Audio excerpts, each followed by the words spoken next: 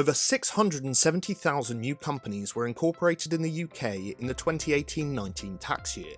Approximately 65% of UK workers say they would like to start their own business. However, 57.6% of businesses started in 2013 were gone by 2018.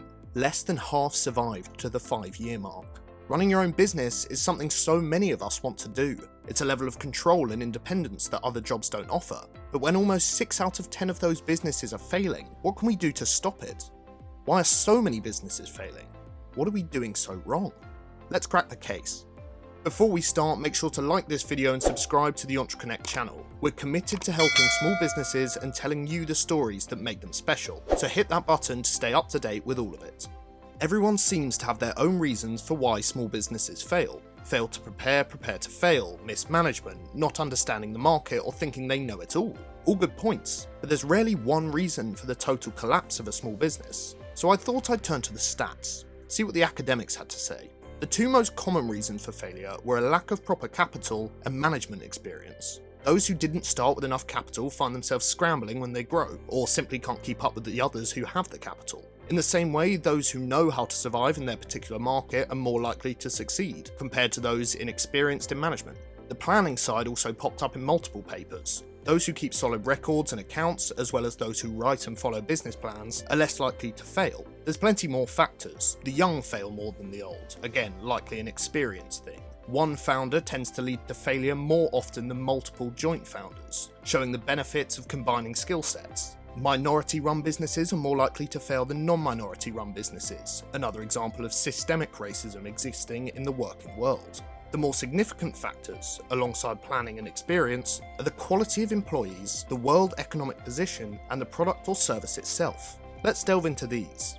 Planning is constantly found to be significant in the success of a business, though it's often seen to only have a small effect. This is because for micro businesses, those with fewer than 5 employees, the true formal business plan is often somewhat pointless. It doesn't offer the same benefit to micro businesses as they are rarely looking for investment, which is the view offered by Stephen C. Perry in his paper. Clearly maintaining some level of planning will put you in better stead to succeed, and while having a business plan is definitely beneficial, for the extra small businesses, a dynamic plan, short term, will offer you a higher chance of success. Learn to plan, because if you don't, you'll fall into the stereotype of a failing business. That takes me on nicely to the world economic position caveat. If you start your business in a recession, you're more likely to fail. Part of your planning should look at the current economic condition. If, like now, it's likely we're about to go into a recession, don't start yet. Use this time to plan properly. Focus on the free parts of your business, like learning about how to market yourself on social media, and ensure that when the world is in a better position for you to start, you have everything in place. This will give you the best chance of long-term success. Studies have shown that experience in management and industry-specific experience is a massive feature of successful businesses. The issue is, this experience might be hard to come by on your own. Failure is so often blamed on the management of a business, but maybe that's the wrong way to look at it. During the e-commerce shakeout, it was found that the small to medium-sized companies that were the most vulnerable to failure often had incomplete boards and advisors. A separate paper found that successful businesses made better use of professional advisors, showing the benefits of going to someone with experience when you don't have it, in the same way that a professional accountant will help you keep a better account of your finances than you alone. Yes, it's important to manage well. Yes, experience is still important, but if you can't get that experience from yourself, go to someone who will give you professional advice, instead of trying to wing it or thinking you know it all. Quality of employees is an obvious one. It's worth taking time to scrutinise your recruitment process. It's worth finding the truly best employees, and it's worth nurturing them to help them understand your vision for the business. Make them feel part of the family. Truly listen to their views, and they'll be worth their weight in gold, or more accurately, success.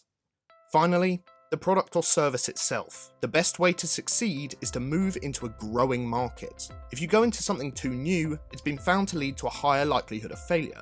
If you go into something too old, either there'll be too much competition, or the product will be going out of fashion.